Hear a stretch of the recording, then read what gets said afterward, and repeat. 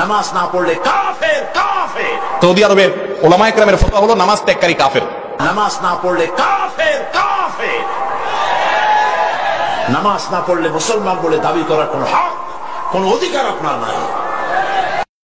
আল্লাহর নবী বলেছেন, লা দীনা লিমান লা সালাতা লাহু, যার কাছে নামাজ নাই তার কাছে দ্বীন নাই, ঈমান নাই, চরিত্র নাই, কিছুই নাই। আল্লাহর নবী বলেছেন, আল্লাহর বান্দা এবং কাফেরের মধ্যে পার্থক্য কি? পার্থক্য হলো নামাজ। যে নামাজ পড়ে সে আল্লাহর বান্দা, যে নামাজ পড়ে না সে ব্যক্তি কুফরি করলো। মান তারাকা সালাতান মুতাআম্মিদান ফাকাদ কাফারা, ইচ্ছা করে যে নামাজ ছেড়ে দিল সে কুফরি করলো। বলেন নাউজুবিল্লাহ। আদমশুমারিতে আপনার নাম মুসলমান থাকতে পারে, ভোটার লিস্টে আপনার নাম মুসলমান থাকতে পারে, পাসপোর্টে আপনার নাম মুসলমান থাকতে পারে, কিন্তু আপনি নামাজ পড়েন না, আল্লাহর কসম আল্লাহর খাতায় আপনি মুসলমান নন। যে সালাত আদায় করে না সে কাফের। রাসূল সাল্লাল্লাহু আলাইহি সাল্লাম বলেন, বাইনাল আবদি ওয়া বাইনাল কুফরি তারকুস সালাহ, যে সালাত আদায় করে সে মুসলমান, যে সালাত আদায় করে না সে কাফের। উলামায়ে কেরামের ফতোয়া হলো, যদি এই বেনামাজি, যদিও তিন ধরনের বেনামাজি আছে, এক ধরনের সালাতকে অস্বীকার করে, আর এক ধরনের জেনে বুঝে ইচ্ছায় স্বেচ্ছায় সংকেনে সালাত পড়ে না। এই দুই শ্রেণীর মানুষ কাফের, সরাসরি কাফের। ওর নাম আব্দুল্লাহ হলো কাফের, আব্দুর রহমান। এই পয়েন্টটা ভালো করে মনে রাখবেন। কোন জায়গায় কোরআনের একটি আয়াত অথবা রাসূলুল্লাহর হাদিস দেখাতে পারবেন না যে বেনামাজি মুসলিম এই কথাটি আছে।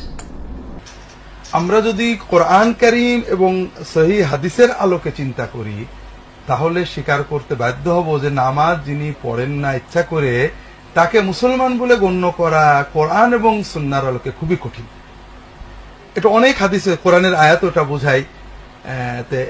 মুসনাদ আহমদের একটা সহজ ছোট্ট কথা, যে সাহাবায়ে কেরামগণ কোন পাপের কারণে মুসলমানকে কাফের মনে করতেন না। মুসলমান পাপ করতে পারে, কিন্তু নামাজ তরককারীকে তারা কাফের মনে করতেন।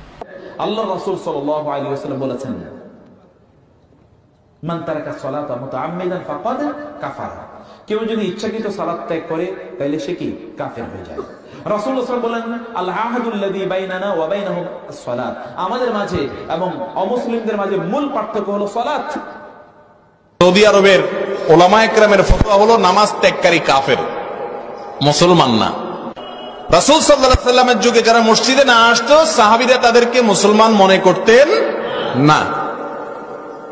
মুনাফিকরা পর্যন্ত মসজিদে এসে হাজিরা দিতে হতো, কারণ মসজিদে না আসলে মুসলমান হিসাবে গণ্য হতো না।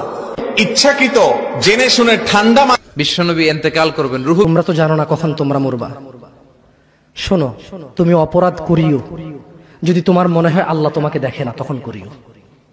তুমি অপরাধ করিও, যদি তোমার মনে হয় আল্লাহ তোমাকে জিজ্ঞেস করবে না, তুমি নিশ্চিত বেঁচে যাবা।